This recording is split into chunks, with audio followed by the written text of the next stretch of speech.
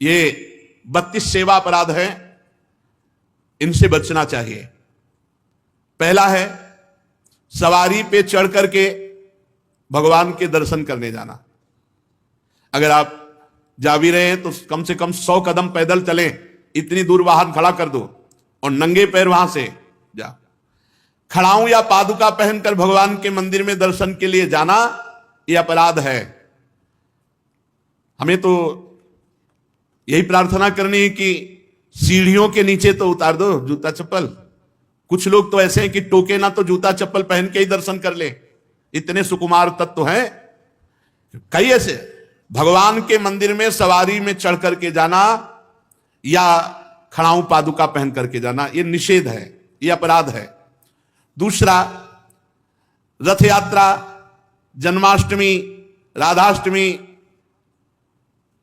रामनवमी, अगर आप नहीं कर सकते, आप में सामर्थ्य नहीं, तो जहां उत्सव हो रहा हो वहां सम्मिलित हो जाना चाहिए।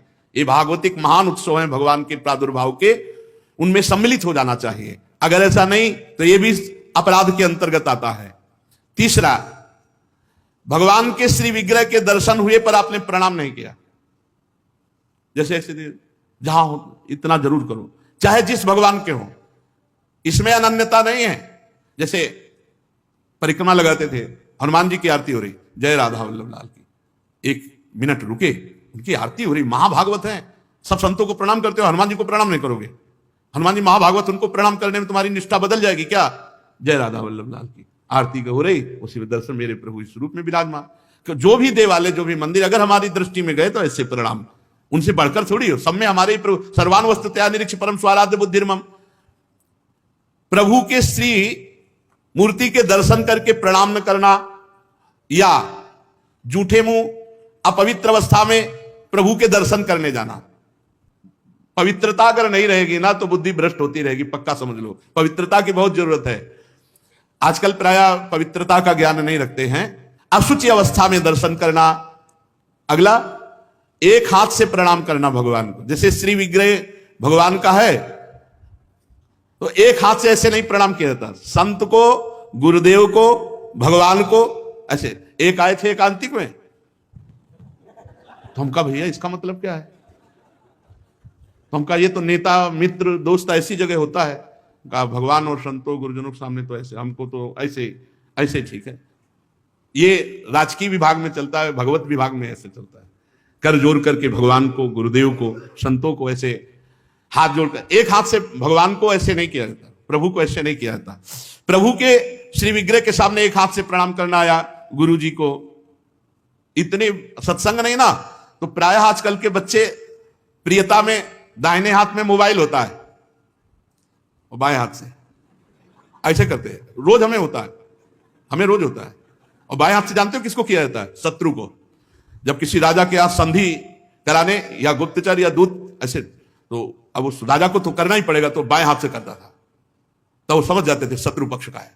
और वो वीर इतना कि गर्दन उतरा सकता है लेकिन दाहिने हाथ से सलूट नहीं कर सकता, क्योंकि शत्रु पक्ष का है तो बाएं हाथ से करेगा।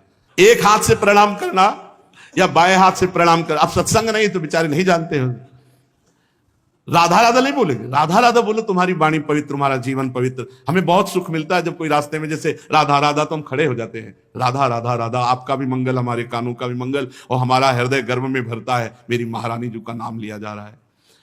परिक्रमा करते समय प्रभु के श्री विग्रह के सामने आकर के ना रुक करके प्रणाम करना और ऐसे घूमते रहना, यह भी अपराध है।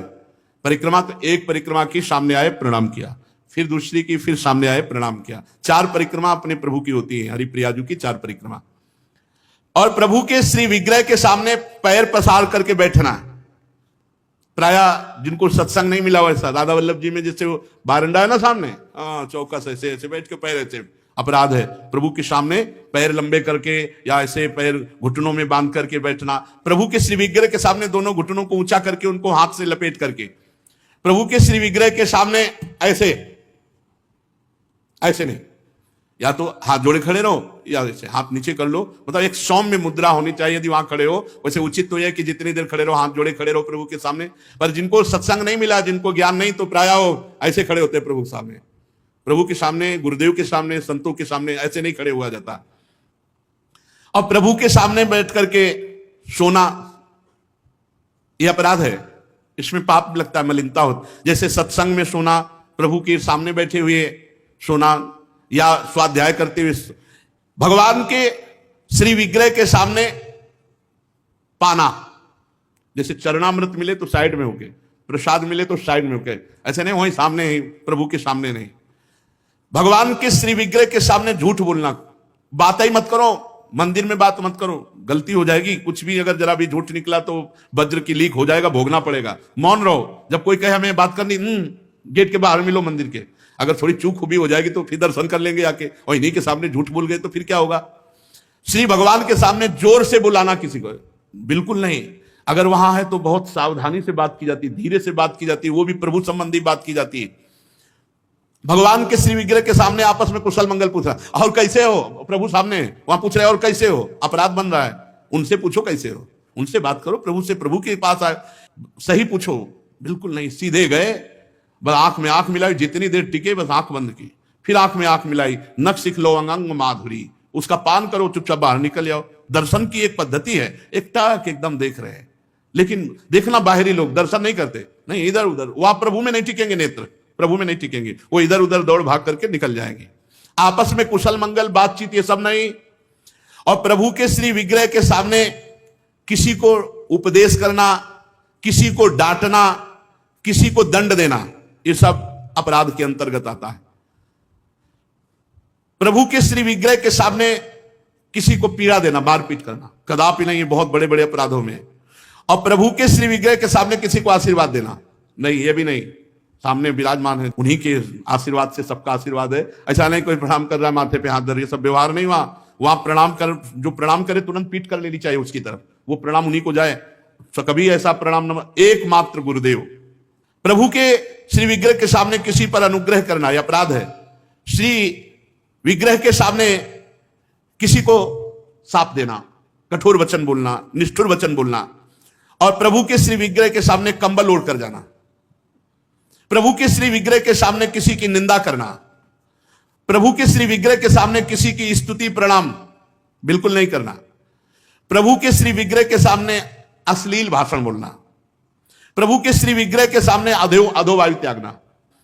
अच्छा, प्रभु को सामर्थ्य रहते हुए गौड़ उपचार के द्वारा भोग लगाना, जैसे अपने तो हलवा और चाय चल रही सुबह, और ठाकुर जी के लिए चिरौरी रखवा दिए, बहुत ही है, टॉफी लपटी भाई उसमें प्लास्टिक में, एक कटोरी में भर के रख दी, पानी रख दी, जमाने की वही रखी, और अपना रोज सुबह शाम दोपहर सब नए नए पदार्थ पा रहे हैं। अपराध लगता है। ये मनोरंजन के लिए श्री विग्रह खरीद के मत ले जाना कोई। श्री विग्रह जाने का मतलब है पूरे के पूरे प्रभु आए हैं, सुबह से लेके शाम तक उनको खवाओ पियाओ, स्नान श्रृंगार सब, ना हो हिम्मत तो छवि खरीद ले, उनके दर्शन करो। श्री विग्रह मत ले जाओ। श्री विग्रह ले जाओ, चाहे गोपाल जी का, चाहे प्रिया प्रीतम जी का, उनकी सेवा करो ऐसे जैसे अपने बच्चे की जाती है। अपना बच्चा अगर नहीं पवाएंगे तो भूखा रहेगा, नहीं स्नान कराएंगे तो वैसे, नहीं शयन कराएंगे तो नहीं शयन करेंगे। बोले हम दर्शन के लिए छवि ले जाओ, श्री विग्रह मत ले जाओ। श्री विग्रह ले जाने का मतलब है कि अष्टयाम सेवा, कम से कम अष्टयाम सेवा में नहीं आप पहुंच पा रहे हैं, पूरी सेवाएं कर पा रहे, तो सुबह मंगला और श्रृंगार और भोग लगा दिया, जाओ। फिर शाम क्या है तो आरती कर दी, फिर भोग लगाया, दूध पिलाया, शयन कराया, इतना तो होना ही चाहिए। अब आप तो खाते हैं अच्छे अच्छे पदार्थ, तो ठाकुर जी के आगे प्लास्टिक में लपटी हुई टॉफी रख दी या चिरौरी रख दी। आपकी सामर्थ्य है, सब अच्छे अच्छे कपड़े पोशाक सब पहना सकते हो, ऐसे ठाकुर जी को ऐसे नहीं। आपके पास सामर्थ्य के अनुसार ठाकुर, वैसे तो जी जान से प्यार करो, बहुत कृपाल ठाकुर है, बहुत कृपाल। आपसे बात करने लगेंगे, आपको मना करेंगे, ये नहीं खाना हमें, ये खाना है, ऐसे। अरे आप आसक्ति करके तो देखो, निहाल कर देंगे। और अभी आप यहां पवा, फिर वो आपको अपने यहां ले जाके पवाएंगे, और ऐसा पवाएंगे कि निहाल हो जाओगे। और प्रभु को भोग लगाए बिना कुछ भी खाना पीना ये ठीक नहीं, अपराध के अंतर्गत आता है। वैष्णव होकर, दीक्षा लेकर, सत्संग सुनकर, ये बात जान करके यदि आप बिना भोग लगाए प्रभु को पाते हैं तो अपराध है। ऋतु में जो फल हो सबसे पहले अपने प्रभु को भोग लगाना चाहिए। इस बात में हमने अपने गुरुदेव भगवान को देखा, बड़ी प्रवीणता। चाहे वो सहतूत हो, चाहे बेर हो, जो ऋतु का फल है श्री जी को जरूर पवाएंगे। और पवाने का पहला कि आप चख के देखेंगे, बेर या जो भी पहला चख के देखेंगे, अगर अनुकूल है तो हाथ धोया, आचमन किया, फिर श्री जी को दूसरे फल। नहीं तो ऐसे भोग नहीं लगाते, पहले जैसे कुछ भी बनेगा तो पहले स्वयं चखेंगे फिर भोग लगाएंगे, और ये बाहर नहीं चलेगा। बाहर तो कहते जूठा कर दिया प्रभु को क्या पाओगे, लेकिन अपने यहां अपने भाव हैं, भावोत्सवेन भजताम रस काम धेनुम। और किसी फल आदि का अच्छा भाग अपने लिए रख दिया और जो स्वाद रहित है वो प्रभु के लिए भोग लगाने के लिए, ऐसा ना करे। और प्रभु के श्री विग्रह के सामने पीठ देकर खड़े होना या पीठ देकर बैठना, जैसे पीछे प्रभु ऐसे बैठना नहीं, इससे अपराध लगता है। गुरुदेव की अभ्यर्थना ना करना, गुरुदेव से कुशल प्रश्न ना करना, गुरुदेव की स्तुति ना करना, यह अपराध है। अपने मुख से अपनी प्रशंसा करना यह अपराध है। किसी भी देवता की निंदा करना यह अपराध है। भगवत मार्ग में अपने आराध्य देव के सिवा अन्य कोई आश्रय, अन्य कोई बल, अन्य कोई आशा, ये सब कलंक के समान है। यदि हम अन्य आस भरोस अवलंबन छोड़ पाए तो हमें कुछ नहीं करना भगवत प्राप्ति के लिए। सच्ची मानिए, ये अन्य जो स्वीकृति है यही हमको तो भगवत विमुख किए है। नहीं, हमारा स्वरूप ही भगवत स्वरूप है। ये पांच भौतिक हमारा स्वरूप थोड़ी है, ये अंतःकरण हमारा स्वरूप थोड़ी है, ये स्वभाव हमारा नहीं है, ये प्रकृति का है। यही अन्य आश्रय हमें भय प्रदान करता है। जब तक भय है तब तक न शुद्ध भक्ति है और न शुद्ध ज्ञान है। ज्ञान हो जाने पर एक ब्रह्म के सिवा कुछ है नहीं तो किससे भय। भक्ति हो जाने पर अपने प्रभु के सिवा कोई है नहीं तो किससे भय। प्रहलाद जी ने नरसिंह भगवान से किंचन मात्र भी कोई भय नहीं माना, सब भयभीत थे, पर प्रहलाद जी नहीं। अपने प्रीतम से क्या भय, चाहे वो सौम्य रूप में हो या घोर रूप में हो या भयावह रूप में हो, है तो मेरे प्रीतम, फिर भय कैसा। तो हमें जो भय, शोक, चिंता, अपने कल्याण की फिक्र, इसका मतलब है अभी भागवतिक बल जागृत नहीं हुआ। अन्य कोई बल है, अन्य कोई आश्रय है, अन्य कोई, अन्य में ये शरीर भी है, अन्य में शरीर की क्रियाएं भी हैं, अन्य में अंतःकरण है, अंतःकरण के संकल्प, निश्चय, चिंतन, स्वीकृति आदि, अन्य में स्वभाव भी है। ये मेरा नहीं है, मेरे तो सिर्फ प्रभु हैं और जो मेरा स्वरूप है वो प्रभुमय ही है। ये बात समझ में आ जाए तो बिल्कुल विश्राम है, अभी विश्राम है। भगवत प्राप्ति के लिए जो क्रियाओं का आदेश दिया गया है शास्त्रों में, वो निष्क्रिय आप हैं ये अनुभव करने के लिए, ना कि क्रियाओं से भगवत प्राप्ति होती है। आपका स्वरूप निष्क्रिय है, आप निरंजन है, माया रहित है, यही अनुभव कराने के लिए सत्क्रियाएं की जाती हैं, क्योंकि सत्क्रिया निर्मलता प्रदान करती है। जहां अंतःकरण निर्मल हुआ, शांत हुआ, वहीं अपने स्वरूप का अनुभव होने लगता है। इसलिए अन्य बल तो छोड़ दीजिए, बस ये समझना है अन्य बल का मतलब किसी व्यक्ति, वस्तु, स्थान का नहीं, शरीर का भी नहीं, अपनी क्रियाओं का भी नहीं, अपनी सोच का भी नहीं। ये बात अगर समझ में आ रही हो तो बहुत शुद्ध शरणागति अभी हो जाए। हमारी क्रियाओं का क्या बल, कभी सत्क्रिया होती कभी असत क्रिया। हमारे अंतःकरण की सोच का क्या बल, कभी सत सोच होती कभी असत। हमारे स्वभाव का क्या, कभी सौम्य कभी क्रूर, कभी उदारता कभी कंजूसता। इसका क्या, हमें अपने प्रियाजू के स्वभाव, प्रियाजू के प्रभाव, प्रियाजू का बल, प्रियाजू का आश्रय, बस। फिर देख लो आप कैसा आनंद आता है। अभी ऊपर हम साधकों से कह रहे थे, प्रभु दिमाग को पकड़ लेते हैं, प्रभु अंतःकरण पर अधिकार कर लेते हैं, अपना अस्तित्व ही खत्म। कैसा अनुभव आनंद का होता होगा जब अहम का पूर्ण विसर्जन भगवान के चरणों में हो गया, प्रिया प्रीतम के चरणों में हो गया। ये बात समझिए, भगवत प्राप्ति बहुत सहज, सरल, अनायास, बिना प्रयास के अनुभव में आने वाली वस्तु है। हमारे को लगता है हम बहुत प्रयास करके भगवत प्राप्ति कर लेंगे तो उसमें हमारा शारीरिक बल, बौद्धिक बल, क्रिया बल, इनकी पहुंच नहीं है परमात्मा तक। इनकी पहुंच, ये सब असत है। असत से की हुई क्रियाएं ये सत परमात्मा में प्रतिष्ठित नहीं कर सकती, तो इनसे उदासीन नहीं होना, ये करना है, पर बल प्रिया झुका। हमारा जितना भी मंगल होगा वो हमारे आराध्य देव से होगा। शरीर बिना क्रिया के नहीं रह सकता, इसलिए सत्क्रियाएं कर रहे हैं। इनका कोई हमें फल या इनकी कोई फलवृत्ति की आकांक्षा ऐसी नहीं है। श्रीपाद प्रबोधानंद जी महाराज इसी भाव को लेके कह रहे हैं, हरि भक्ति महम न कामये मम मुक्ति ही प्रतिभाति सुक्तिवत नयने न निपीय राधिका रति कुंजई रति मंजुलम बनम। बहुत समझने वाली बात है। मुझे हरि भक्ति की भी कामना नहीं। हरि भक्ति महम न कामये, मुझे भगवान की भक्ति की भी कामना नहीं। मम मुक्ति ही प्रतिभाति सुक्तिवत, मुझे मोक्ष तो सीपी की तरह दिखाई दे रहा है, कुछ नहीं है, कोई सुख नहीं है। लो, अखंडानंद, ब्रह्मानंद, परमानंद, श्रीपाद को कोई सुख नहीं समझ में आ रहा। क्यों? क्योंकि महासुख में निमग्न है। कहां? खुद वर्णन करें, नयने न निपीय राधिका रति कुंजई रति मंजुलम बनम।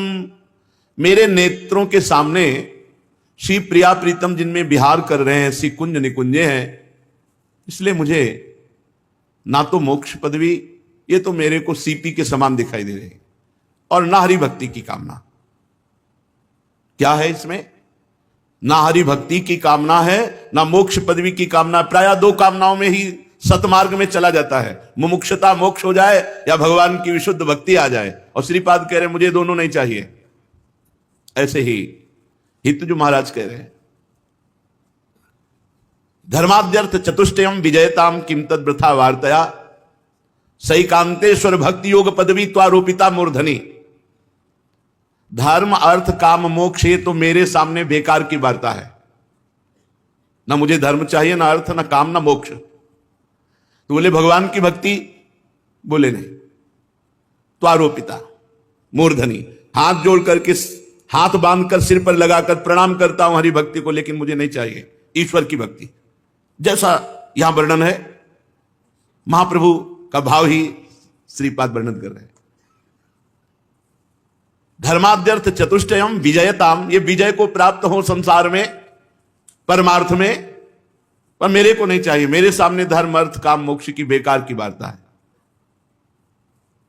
सैकांतेश्वर भक्ति योग पदवी त्वारोपिता मूर्धनी, ईश्वर की एकांतिक भक्ति को भी हम हाथ जोड़कर माथे पे लगा के प्रणाम करते हैं, हमें नहीं चाहिए। अरे महाराज, आपको मोक्ष नहीं चाहिए, ईश्वर की भक्ति नहीं चाहिए, तो आप आराधना का स्वरूप क्या है आपके हृदय में? बोले यो वृंदावन शिव कश्चन घनाश्चर्य किशोरी मणिष तत्कैंकर्य। खास बात, जो वृंदावन की सीमा के अंतर्गत विराजमान श्री लाडली जो महाराज लालजू के साथ हैं, उन लाडली जो महाराज के चरणों की दास्ता के सिवा हमें और कुछ नहीं चाहिए। न रोचते, मुझे अच्छा ही नहीं लगता।